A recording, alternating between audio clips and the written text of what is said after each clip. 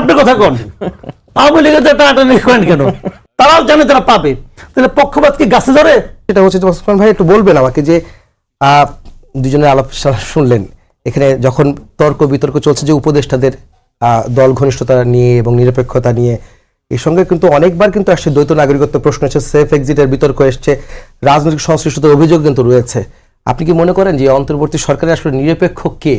আর সেই নিরপেক্ষ সরকারটা যদি অন্তর্বর্তী সরকারের ডক্টর ইউনূস হয়ে থাকেন, তার অধীনে সুষ্ঠু নির্বাচন সম্ভব, আগামী নির্বাচন? দেখেন, যদি নিরপেক্ষতার প্রশ্ন উঠে তাহলে সন্দেহমুক্ত নিরপেক্ষ আমি খুব একটা দেখি না। নিরপেক্ষতাটা সন্দেহ আছে, আমাকে প্রমাণ করতে বলে আমি পারবো না। সন্দেহটা কেন হলো সেটা আমি বলি আপনাকে। প্রধান তিনটা রাজনৈতিক দল, রাজনৈতিক দল আরো অনেকগুলি আছে, সবাইকে জিজ্ঞাসা করেন সবাই বলবে তাদের মতো বলবে, কিন্তু তাদের কথা তো শোনা হচ্ছে না। শোনা হচ্ছে তিনটা রাজনৈতিক দলের কথা। এই যে অন্যদেরকে বাদ দিয়ে তিনজনকে শোনা হয়, এটা হলো এক ধরনের নিরপেক্ষতার লঙ্ঘন। আমি যেভাবে বুঝি, আমার কাছে সব রাজনৈতিক দলই সমান। আপনি কোন বিচারে এই তিনটার কথাই শুনেন? তিনটাকে নিয়ে আপনি আমেরিকায় যান, যখন প্রবলেম হয় তিনটাকে নিয়ে বৈঠক করেন। কি করেন ভাইয়া? আর দল না, আপনার ক্রাইটেরিয়াটা কি? আপনি বলবেন যে বিএনপি 2বার ক্ষমতা ছিল, ঠিক আছে, বিএনপি একটা ক্রাইটেরিয়া রাখলেন, তার ক্ষমতা ছিল। জামাত ক্ষমতা ছিল কখনো? ছিল না, জামাতে কেউ রাখলেন। বলবেন যে না, আগে নির্বাচনে যারা বেশি ভোট পাইছে এরকম রাখি, ঠিক আছে, তাহলে জামাতে বিএনপি রাখেন। এনসিপি কিভাবে রাখলেন? তা আগে নির্বাচন করেই নেই। তাহলে কি হিসাবটা কি আপনি বোঝান আমারে? তার মানে আপনার কাছে মনে হয়েছে এই তিনটা দলকে আমি ডাকতে পারি, তো যদি একজন ব্যক্তির কাছে মনে হয়, সেটাই তো ওই ব্যক্তির পক্ষপাতিত্ব। হিসাবটা তো ক্লিয়ার। আচ্ছা, এটা গেল একটা দিক। তারপরে ওনার কাছে যাওয়ার পর এই তিন দলের কে কি বললো? বিএনপি অভিযোগ করে আসছে কয়েকজনের ব্যাপারে, নাম বলছে কিনা আমি জানি না, বাইরে এসে বলে নাই, ভিতরে বলতেও পারে নাও বলতে পারে, এটা আমার ব্যাপার না। জামাত অভিযোগ করে আসছে কয়েকটা দলের কয়েকজন উপদেষ্টার ব্যাপারে। আবার এনসিপির যিনি প্রধান, উনি নিজেই একবার পত্রিকাকে বলছেন যে কয়েকজন উপদেষ্টা তারা এখন সেফ এক্সিট খুঁজছে, পলিটিক্যাল পার্টি লিডারদের সঙ্গে লিয়াজও করতেছে, তার মানে তারা পালানোর ব্যবস্থা করতেছে। এই তো ঘটনাটা। আচ্ছা, ফাইন। আবার এনসিপির আরেক নেত্রী সামান্তা সারপুর বলে যে উপদেষ্টাদের সবাই নাকি মানে পালানোর পথ খুঁজতেছে বলছে। আরেকজন বলছে যে মৃত্যু ছাড়া কোনো পালানোর পথ নাই, এটাও কইছে একজনে। তার মানে উপদেষ্টাদের কর্মকাণ্ডে তারা হ্যাপি না। বাস্তবতা নিয়ে আমার কোনো বক্তব্য নেই, আমার তারা হ্যাপি না। তাহলে সরকার যে তিনটা দলকে গুরুত্বপূর্ণ মনে করে, এই তিন দলই তো তার উপদেষ্টাদের নিয়ে হ্যাপি না। এখন যাদের ব্যাপারে বিএনপির রিজার্ভেশন আছে, সেই লোকগুলো কিন্তু জামাতের ব্যাপারে, জামাত কিন্তু ওদের ব্যাপারে কোনো আপত্তি নেই, অন্যদের ব্যাপারে আপত্তি। তো ধরুন বিএনপির 3 জন, জামাতের এরকম 3 জন, এনসিপির এরকম 3 জন, হয়ে গেল 9 জন। হইল কিনা বলেন আপনি? তো এই 9 জনের ব্যাপারে আপত্তি আছে। আর আমার আপত্তি আছে ইউনূস সাহেবকে নিয়ে। আমি তো একজন নাগরিক দেশের, কেন আমি একটাকে বললাম যে উনি এতগুলি বাদ দিয়া এই 3 জনকে কেন চয়েস করে? এখানে 3 জনের প্রতি ওনার একটা পক্ষপাতিত্ব আছে, এটা আমি মনে করি। আপনি পারলে এটা খণ্ডন করেন, কেমনি করে করবেন এটা মনে করি। এই প্রশ্নটা আমি করলাম। উনি তো ফ্রেশটা না, মানুষ তো, মানুষ মাত্রই কিন্তু পক্ষপাতিত্ব থাকতে পারে, ওনার আছে এটা। তো এই যদি হয় অবস্থা, তাহলে আপনি কিভাবে বলবেন যে এই সরকার পক্ষপাতহীন হিসেবে একটা নির্বাচন করতে পারবে? কেন? হিসাবটা কি? আরেকটা কথা বলে শেষ করি। এই যে আপনার সাপলা নিয়ে এত কাহিনী হচ্ছে, সাংবাদিকতা অনেক বছর ধরে আপনি করতেছেন, আমিও করছি। কোনদিন শুনছেন যে পলিটিক্যাল পার্টিকে যে প্রতীক দিতে বলা হয়, তারা একটা প্রতীক চায়, চাওয়ার পরে ইলেকশন কমিশন থেকে 2-3টা দেয়, এই 3টার মধ্যে বাঁচেন, তারা 3টার মধ্যে বাইসে নিয়ে আসে। কিন্তু তারা যেটা চায় সেটাই দিতে হবে, এমন কোনদিন বলতে শুনছেন? আমি ভাই শুনি না, আমি শুনি নাই। আপনি শুনছেন কিনা যাই না। সালাম ভাই প্রবীণ মানুষ, উনি অনেকদিন পলিটিক্স করেন, উনি শুনছেন কিনা যাই না। এই যে তারা একটা আবদার করতেছে, ছেলে মানুষের আবদার, এটা নিয়ে কারো কোনো হেলদোল আছে? এবং এমন একটা এনভায়রনমেন্ট ক্রিয়েট করা হয়েছে যে তারা পাবে, তারাও জানে তারা পাবে। তাহলে পক্ষপাত কি গাছে ধরে? ইহাকেই পক্ষপাত বলে। কারণ ভাই আপনি তো বলছিলেন যে আসলে পালানোর প্রশ্ন কেন আসলে আসছে, মানে এ বলছে তমকে পালাতে হবে, সে বলছে পালানোর রাস্তা পাবেন না, পালানোর প্রশ্ন কেন আসে? ওই কারণে আসে যখন কেউ টের পায় যে দিন তো শেষ, দিন শেষ হয়ে গেলে নতুন যে দল আসবে, অথবা নতুন যে গভর্নমেন্ট আসবে সেই গভর্নমেন্ট আমাকে জিগাবে যে তুমি তো দায়িত্ব থাকতে এই কাজগুলি করছো, জবাব দাও। তার কাছে তো জবাব নাই, তখন সে কি করবে? যখন জবাব না, এটা ছোটবেলায় আমরাও করছি, কিন্তু একটা আকাম কুকাম করতাম, করে না ভাবতাম যে বাপে তো আমার ধরবো, গেলে পরে তো আমার ঘাড়ে বোধ ধরবো, এই তুই এটা কেন করছোস? তখন বুদ্ধি করতাম, যদি বেশি শিয়ানা হইতাম করতাম কি, পট করে চলে যেতাম ফুফুর বাড়িতে, এই ফুফুর সঙ্গে দেখা করতে আসছি। এখন বাপে আর যাই করে, ফুপুরে তো খুব পছন্দ করে, ভাই বোনের সম্পর্ক। ফুপু থেকে দেখ কি করছো তুমি, কি করছো, ও বাড়ি যায় না কেন, মানে পলাই যেত আর কি। পলাই গেলে 2-3 দিন পরে বাপে রাগ কমতো অথবা কমতো না, যাই কি হয়েছে। বিষয়টা হলো এরকম যে ওরা জানে ওনার কাছে কোনো জবাব নাই, আগাম কুগাম কিছু হয়তো করছে। এখন জবাব যখন নাই, আগামী গভর্নমেন্ট এসে ধরবো, ঘাড়ে বোধ ধরবে এসে নিয়ে, হিসাব দাও, বুঝাও। একদিন কিছু বলতে পারি নাই, আগের থেকে হিসাব নিকাশ করতেছে, কোনদিন পড়ানো যায়, রাস্তা খুঁজতেছে। এখন কিভাবে রাস্তা খুঁজবে? তখন সালাম ভাই সঙ্গে যোগাযোগ করে, সালাম ভাই আপনার লোক আমার এতদিনের পরিচয়, সব কি ভুলে গেছেন, বলেন অমুক তমুক, দেখেন আমাদের একটু খেয়াল রাখেন। এটা হলো লিয়াজো, যেটা বলছে নাহিদ ইসলাম বলছে না, লিয়াজো করতেছে, এটা হলো লিয়াজো। ডক্টর ইউনূস যে প্রশ্নে আপত্তি তুলেছেন যে তার নিরপেক্ষতা নিয়ে আপত্তি আছে, তাহলে কি এই অন্তর্বর্তী সরকার কি পুনর্গঠন জরুরি মনে করেন আপনি? আমি জরুরি কিনা যাই না, কিভাবে কি করবে এটা ওনারা বুঝবেন, ওনারা জ্ঞানী মানুষ। আমরা সবাই তো আসলে বিতর্ক উঠাচ্ছে, নাম দিচ্ছে। শুনেন, আমার কথা হলো যে আমি যাদের নাম বললাম, এরা একটা সুষ্ঠু অবাধ নিরপেক্ষ নির্বাচন করার যোগ্যতা হারিয়ে ফেলেছেন, ইনক্লুডিং ডক্টর ইউনূস। তাহলে সামনে নির্বাচনের ভবিষ্যৎ কি? ভবিষ্যৎ কি হবে আমি বলবো কিভাবে? আমি যে জ্যোতিষ নাকি? না, তখন তো একটা আশঙ্কা তৈরি হয় নিরপেক্ষতা নিয়ে প্রশ্ন যখন আসে। আপনার কাছে আসবো, সেই প্রশ্নের উত্তরে যদি বলেন যে ডক্টর ইউনূসের তার আপত্তি আছে, সাংবাদিক মাসুদ কামালের, আপনি কি মনে করেন ডক্টর ইউনূস নিরপেক্ষ আছেন এখনো? 3 দলের কথা যখন বলা হচ্ছে, শুধু 3 দলকে ডাকা হয় কিন্তু অন্য কাউকে ডাকা হয়, এই নানা ধরনের বিষয় নিয়ে তার নিরপেক্ষতা নিয়ে প্রশ্ন তুলেছেন। দুটো প্রশ্ন। নির্বাচন পরিচালনার ক্ষেত্রে প্রফেসর মোহাম্মদ ইউনূস 3 দলকে ডাকা, 4 দলকে ডাকা, এটা খুব গুরুত্বপূর্ণ নয়। নির্বাচন কমিশন কিভাবে অ্যাক্ট করবে নির্বাচনের সময়, সেটা খুব গুরুত্বপূর্ণ। আর এই ধরনের এই সেফ এক্সিট, দ্বৈত নাগরিক, এগুলি শুধুমাত্র এই পলিটিক্যাল রেথরিক ছাড়া কিছু না। আপনি যদি সুনির্দিষ্ট, মানে আমি আপনাকে বলছি যে আপনি পলিটিক্সে বা মুক্ত আলোচনায় অংশ নিয়ে অনেকগুলি সুবিধা আছে। হ্যাঁ, আপনি ধরেন পলিটিক্সে একজন একটা আলোচনার সূত্রপাত ঘটালো, আবার ধরেন মাসুদ কামাল ভাই এই আলোচনায় এসে সেটার আলোকে উনি কিছু কথা বললো, এই সুবিধাটা আছে। তা আমার তো সেই সুবিধা নাই, আমি তো সেটা বলতে পারি না। তো আমি এতটুকু চ্যালেঞ্জ করতে পারি, যারা উপদেষ্টাদের সেফ এক্সিট নিয়ে পালিয়ে যাবে, পালানোর পথ পাবে না, হ্যাঁ, এই ধরনের কথাবার্তা বলছেন, তারা এগুলি প্রমাণ করুক। এই উপদেষ্টা পরিষদের কোন সদস্যের বিষয়ে আপনি যদি এই ধরনের কোনো কিছু প্রমাণ করতে পারেন, প্রমাণ করুন। এই উপদেষ্টা পরিষদের যে সদস্যরা আছেন, তারা প্রত্যেকেই ব্যক্তিগতভাবে তাদের বিবেক আছে, তারা দেশের আইন সম্পর্কে অবগত। তারা যদি এমন কিছু করে থাকেন যেটার জন্য তারা জবাবদিহিতার মধ্যে পড়তে পারেন, সেটা তারা পড়বেনি।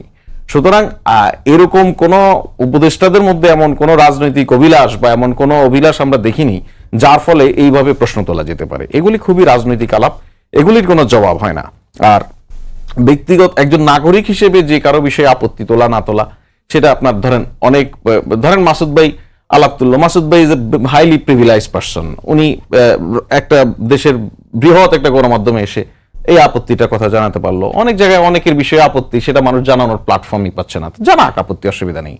ইভেন নাগরিক বলেন বা রাজনৈতিক দলগুলি যদি কালেকটিভ ভাবে সিদ্ধান্ত নিয়ে মনে করে যে এই সরকারের অধীনে নির্বাচন নিরপেক্ষ হওয়া সম্ভব নয়, হবে না, এটা পলিটিক্যাল ডিসিশন। সরকারের কোনো আঁকড়ে ধরার কোনো মানসিকতা নাই। যদি সবাই মিলে বলে যে না, আপনাদেরকে দিয়ে আমরা নির্বাচন চাই না, নির্বাচনের সময় আপনাদেরকে চাই না, চলে যাবে।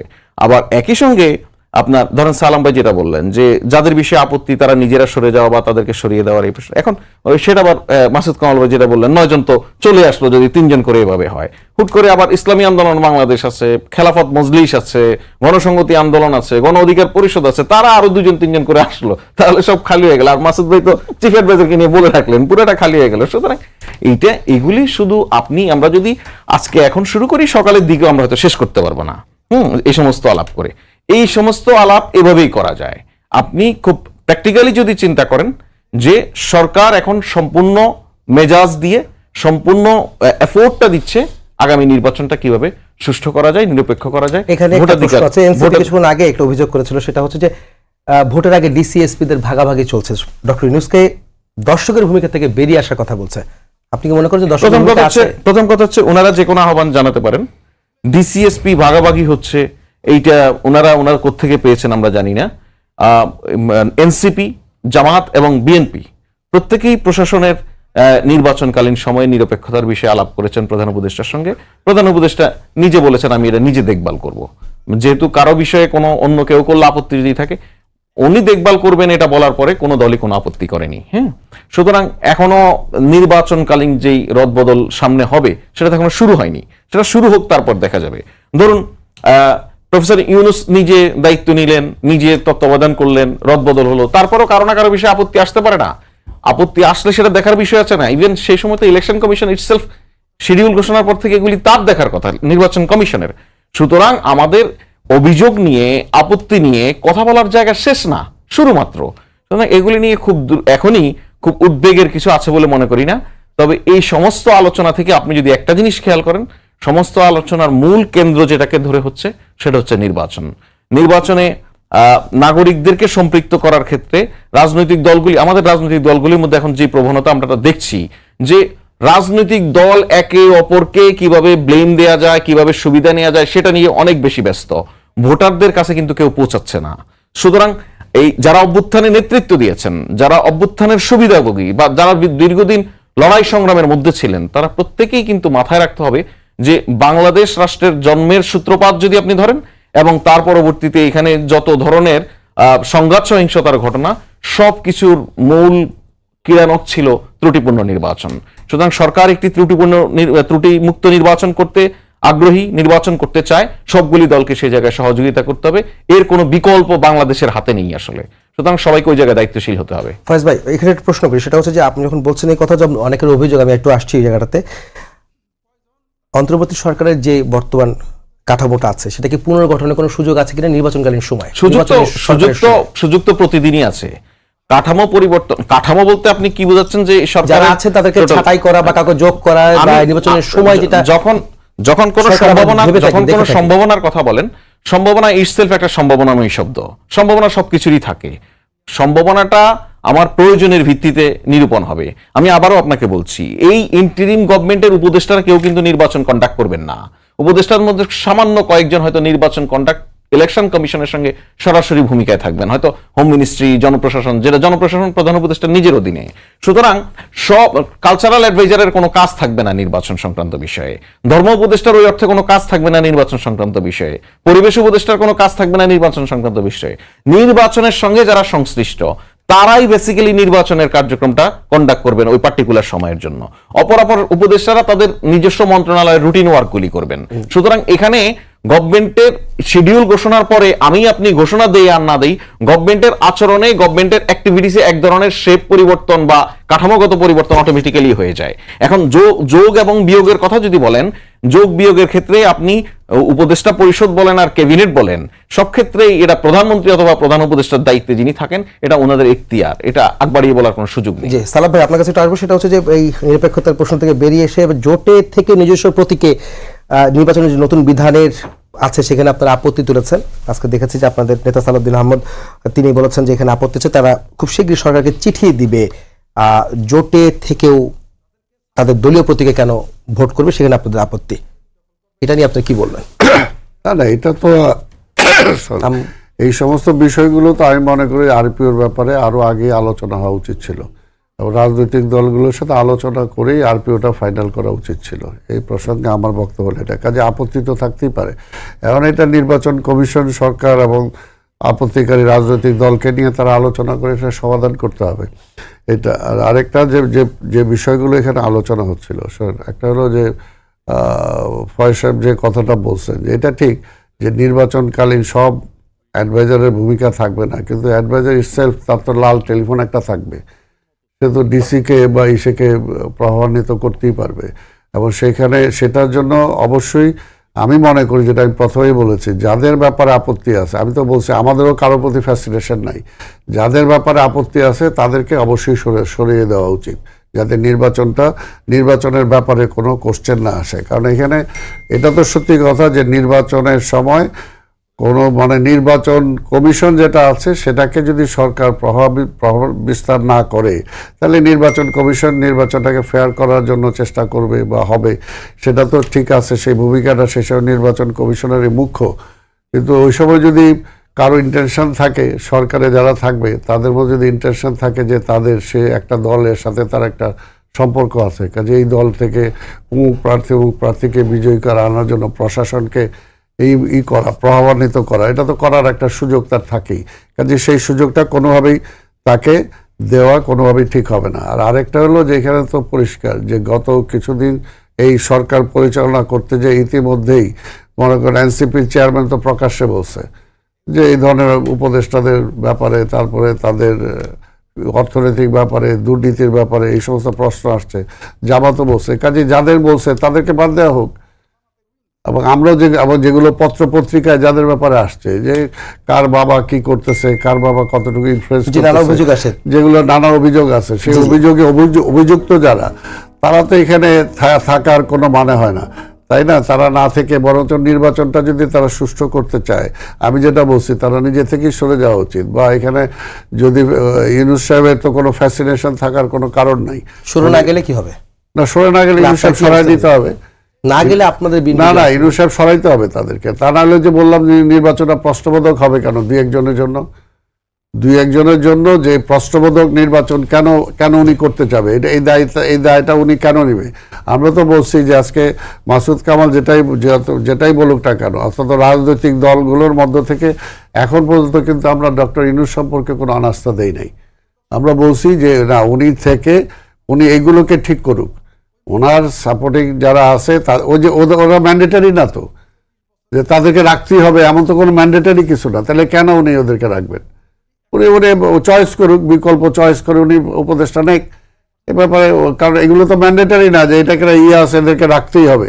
বা এখানে যেমন হাসিনা বা আওয়ামী লীগ আমলে স্বৈরাচারের একটা ছিল না, আমার দলের বদনাম হয়ে যাবে। উনি তো কোনো দল নাই, ইউনূস সাহেবের তো কোনো দল নাই, তাই না?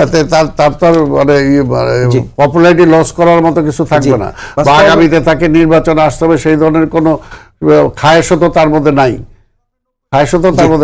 আমি আপনার কাছে প্রশ্ন করি, সেটা প্রথম প্রশ্নটা করেছিলাম সালাম ভাইকে, সেটা হচ্ছে যে জোটে অন্তর্ভুক্ত থেকে নির্বাচন করলে তার দলীয় প্রতীকে নির্বাচন করতে হবে, জোটের প্রতীকে কেন ইলেকশন করতে পারবে না? এই ধরনের আদেশটাকে আপনি কিভাবে দেখেন, বা খসড়া যে অনুমোদন দিয়েছে সরকার, সেটাকে আপনি মূল্যায়ন করবেন কিভাবে?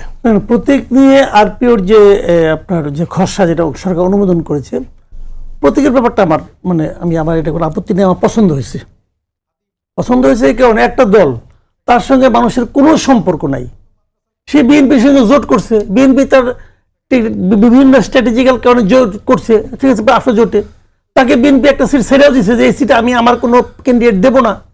কারণ তোমার যদি ক্ষমতা থাকে ভাই, তুমি তোমার প্রতি একদিন জিতে আসো, অসুবিধাটা কি?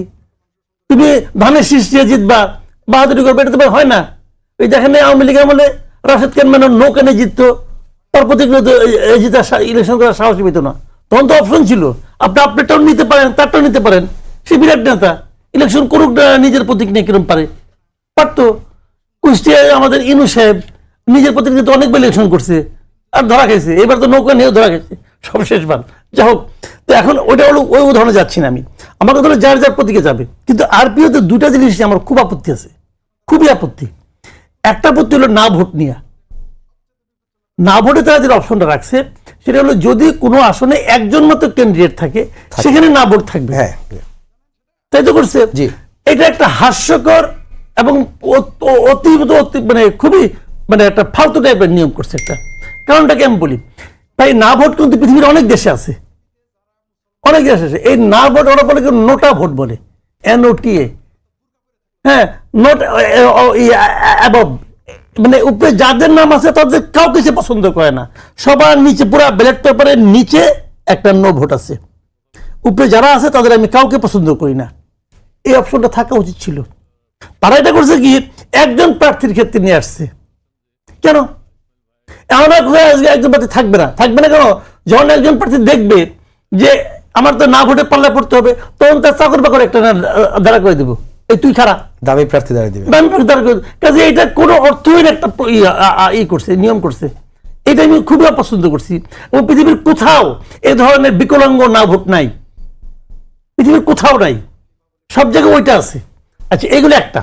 দ্বিতীয়টা হলো এই যে 1%-এর যে লাগবে, সিগনেচার লাগবে, যদি স্বতন্ত্র প্রার্থী হয়, এটাও একটা ফালতু নিয়ম। এখানে দুইটা ঘটনা ঘটে, আমি বলি আপনাকে। আপনি যে 1% লোকের সিগনেচার আনলেন, তাহলে এই 1% লোক কি বললো, যে 3 ইলেকশন করে এটা আমি চাই, এটা বলবে।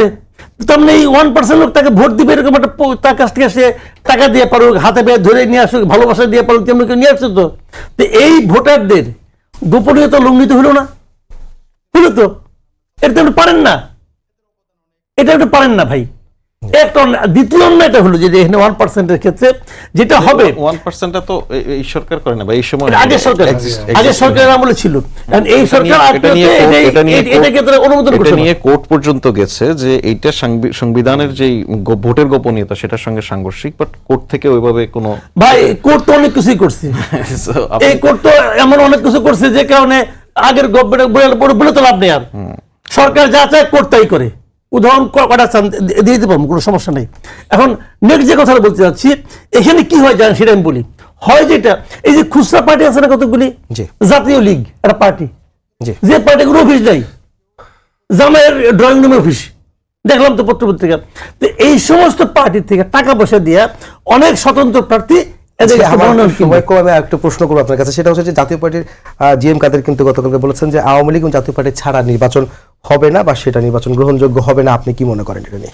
ওনারা কথা বলতে বলেন, আওয়ামী লীগের টানে গেছে। আপনি কথা কন, আওয়ামী লীগের টানাটানি করেন কেন?